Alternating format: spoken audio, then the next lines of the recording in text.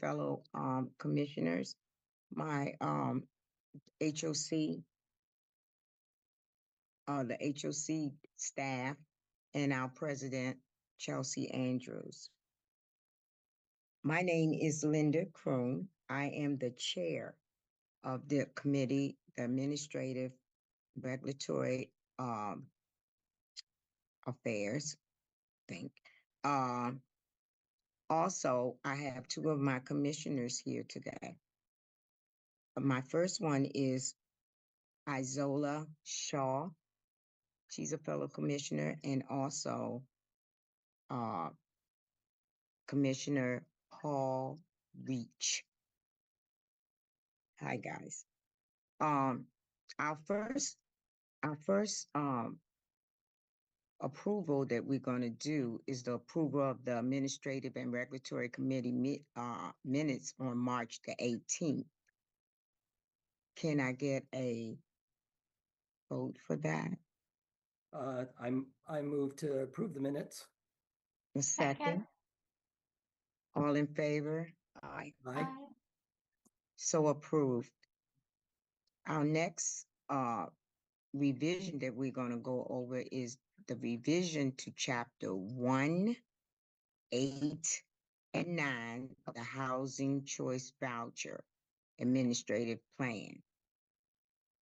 This will be, we will get a summary, a small summary from our president, Chelsea Andrews. Thank you so much, Madam Chair, as well as members of the committee, the HOC team, and members of the public.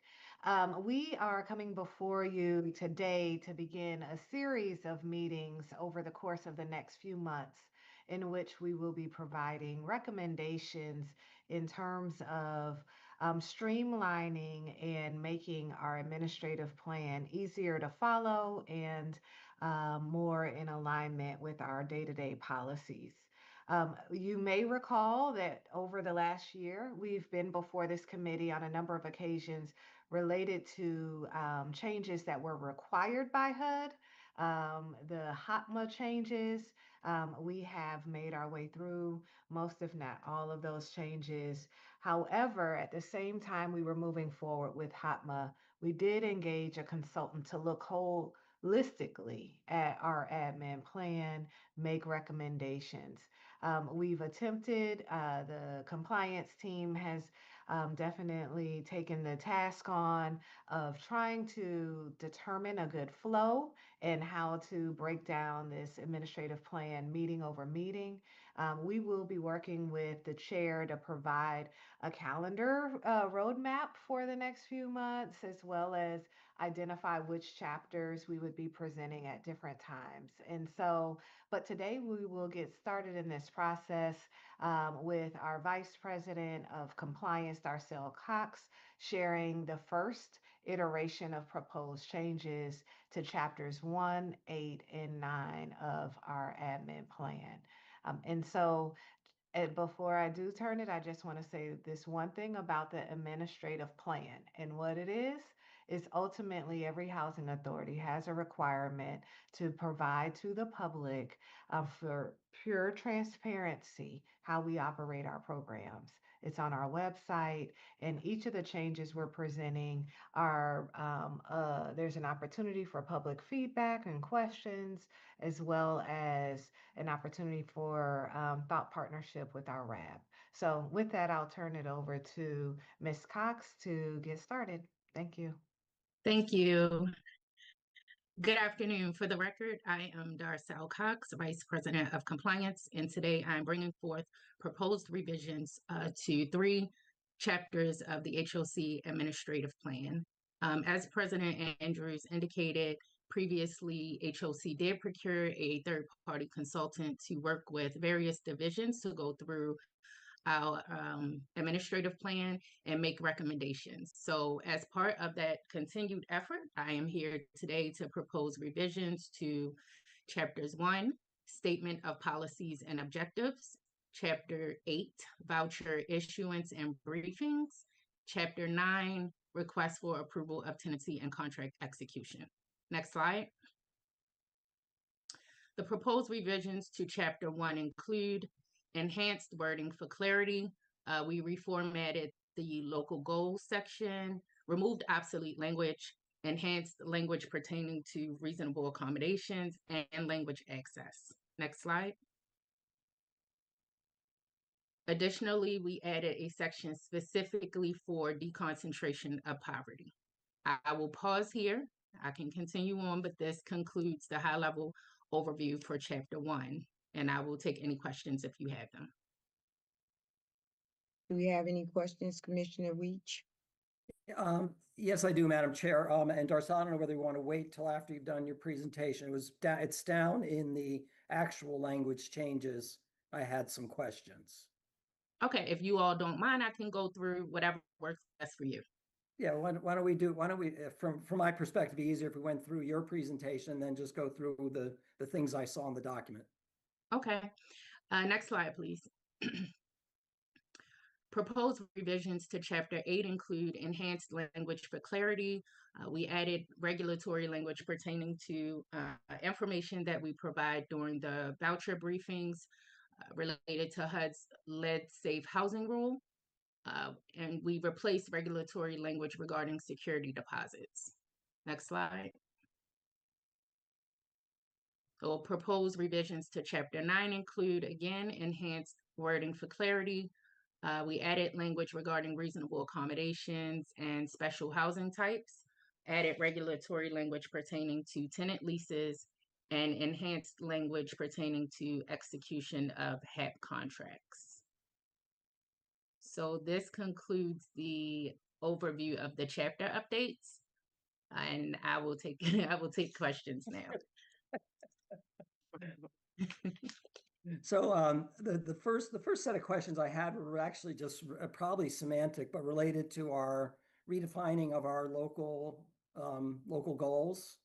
And I start on page 18 of the package.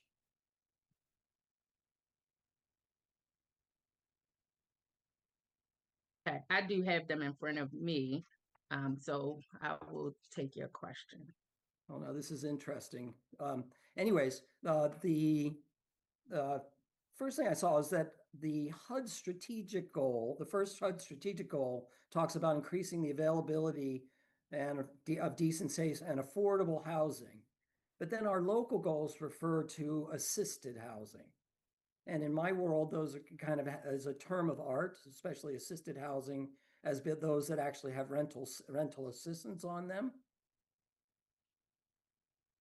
And under the one of our expanding the supply, though, we talk about expanding the developing or acquiring units, which in our world, in the HOC's world, include unassisted units, but we consider affordable housing. You know, we're doing mixed income development and creating new affordable units under the MPDU program. So I just was wondering whether the use of assisted housing had particular meaning there, or whether it's just semantics.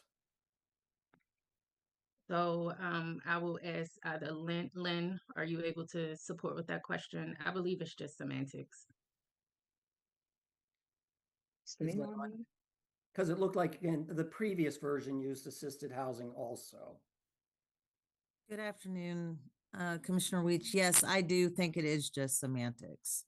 Yeah. As well. I agree with Darcel. Yeah, and so then Lynn, it also goes on to refer to public housing finance and converting public housing to project-based Section 8. And again, maybe I'm a little confused, but I thought we had converted all of our traditional public housing to project-based Section 8. We did. Yeah, and so the use of public housing finance in that section was a little confusing to me. Darcel, can you show this at what the part that he's referring to? I'm not sharing the screen, but you said it was on page 18 of the packet. Yes. If you know what, if it's easier, I can just send an email. No, well, It's a good exercise for us to pull it up. Yeah, So let's please see. bear with Yeah. us as we Yeah, try so our still best more, to find it. should be, it looks like maybe the numbering's different than what we got in the package. Now you're past it, I think.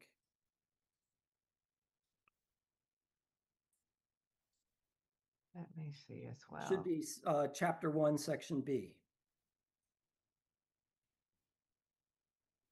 That starts on page 2 or 12, excuse me. And There scroll they go, down. local goals, down, just down below, right? So this is all the material we deleted, or we're proposing to delete. Mhm.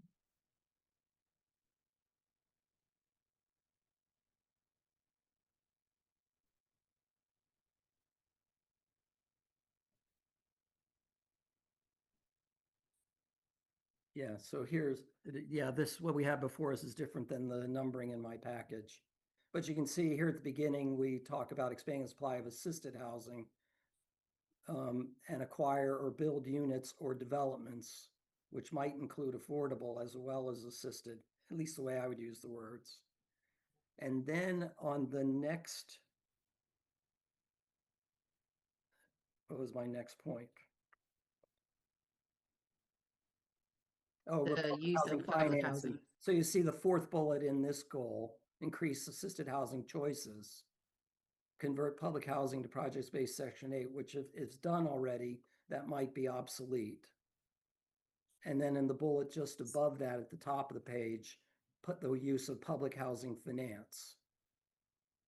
Okay, so a couple of different considerations. This is the chapter related to the voucher program, which ultimately is our assisted housing arm, where we're trying to ensure that we're providing subsidy.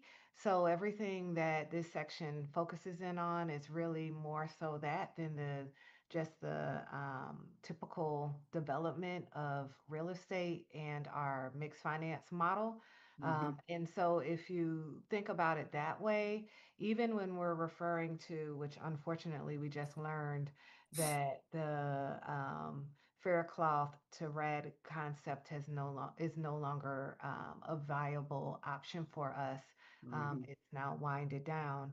The way that this was crafted was to allow us to leverage our remaining public housing units and convert it to what would have been under RAD and or a voucher program. So it was crafted to give us that flexibility. When we talk about our financing options or public housing finance, that's also just thinking creatively on how we're leveraging our administrative plan, how our administrative fees and or other ways that we can increase our funding for our programs and the overall management of the voucher program. So this is all focused on, and so the use of assisted housing is really tying to the fact that this is focused on our voucher program. Right, so I thought, and I thought about that, Chelsea, and if you go up just the last bullet on the page before this, Mm-hmm. no. Yeah, increasing the supply of the stuff that before was deleted, the first new rewrite bullets. I'll go down the other way. Going down. Mm-hmm. Right. So you acquire or build units or developments, expand the supply of assisted housing. Mm-hmm. And So that wasn't really, that didn't strike me as necessarily about our voucher. it is. So think activity. about the SAGE, where we've layered in PBVs as the way to ultimately add additional affordability there. So, I mean, it probably is just semantics, but using PBVs allows us to expand our ability in new development and leverage this assisted, Totally essentially get it. So the voucher reference to program. public financing could refer to, if we were still allowed to do them, the fair cloth transactions and Yes. using unused assistance. Right. Keep going. Okay, I'm good. Okay. Then the next section, the next HUD strategic goal, improving community quality. Mhm. Yeah, quality of life. That first bullet used to have 4 bullets in it, or had, in the current plan that we're changing had 4 bullets in it that included 2 on deconcentrating poverty, which I understand we're moving to another place, but and included 1 on improving security, which has disappeared. And then this one also, the only one remaining for improving the living environment is designating certain buildings for particular resident groups. Again, didn't strike me as really a voucher activity. But if we're still preserving the right to develop into a voucher program, I suppose that'll make sense. No, the reference to the voucher program had to do with distinction around the term um, assisted housing, and that's the voucher program component. These other goals, so improving community quality of life is just a general goal for, of course, HUD in terms of anyone who's receiving the resources provided by a federal subsidy. And so HOC, and I will definitely defer back to Darcel to give more context on each of these goals that were identified here. But the concept is that we're adopting this based on our current protocols and practice, and the use of or streamlining it to directly address how we're making sure we do that is what's reflected here. But Yeah. Darcel, I don't know if you have any other context around the improved living environment goal. You're on mute. You're on mute, Darcel. I do not have any additional feedback at this time, but I will investigate your questions and And just again, just in my reading, the only thing I might have added there is a reference to our own resident services programs as something that we have as a goal for improving living environments. But that's just me. okay. Thank you. Thank you for your worries. feedback. All right, then the only other 2 things I had questions on were one in the section in chapter 8, section E, there's a typo. It's talking about security, security deposits. And it's just, you can look, it's on page 36 of the briefing package I got. But it's it's 26. So I meant to put the disclaimer out there. We will check everything. We will reformat. Sometimes we don't see, I never see them when I need someone else to tell me. Well, I appreciate it. No worries. If it's on, it's a capital I instead of the word in accordance with. Yeah. And then finally, I guess one of the changes that really struck me is that we give ourselves 60 days to sign a HAP contract after the lease has been signed with a new landlord. And I guess I was just struck, that seems like a lot of time for a landlord to go without getting paid under the HAP contract, and just wondering why we're making that change and why we wouldn't have the practice of trying to get the HAP contract signed at the same time that the lease is signed. So, Len, I'm going to defer to you because I was looking at it. Okay, sure. So that is, I think we just added that language, but that's not new. That is the HUD regulatory language. So that's what's in the statute. I see. And but in answer to we do try to, receive the contracts back as quickly as possible to not prolong payment. But that is the what's in the federal regulations. So our landlords who are joining us on the Section 8 program know that they're going to get paid, but it may be a 60-day delay. That's right. On them too, they got to sign the contract. That's right. And we send the contracts electronically. And so we do tell them that initially there may be a prolonged period, but once they're in the system, it is a regular reoccurring payment that is remitted quickly on the first of each month, the first day of every month. This is Elliot Rule. I just want to jump in real quick, and then you can correct me if I'm wrong. But before we create the HAP contract, we do have to wait till the lease is signed to confirm the effective date of the lease, correct? That's correct. Yeah. And and tell Rulli that he's signed on as Commissioner Kroom. Yeah, he is. That's strange. I will try to figure out what happened there. No idea. Madam Chair, I forgive me for delay for extending the meeting, but my questions are all done. Thank you. Commissioner Isola, do you have anything to ask? No additional questions. I appreciate Commissioner Reach's questions as well as just all the work the staff has put into this and creating more clarity. So thank you. Yes. Thank you, Commissioner Reach. That was very good. You told me something that I didn't even see when I read this packet. So thank you very much for your questions.